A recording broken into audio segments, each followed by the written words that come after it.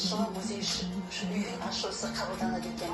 Жалпы сәбеңнің осы үйде 1965 жылдан 1973 жылға дейін тұрған, өмірінің соңғы 8 жылын осы үйде өткізген. 1976 жылы үкімет қаулысымен музей үйі ашылысы қабылданады, бірақ музей алғашқы келушілеріне 1978 жылдың 21 қарашасынан бастап қызмет көрсетіп келе жатыр.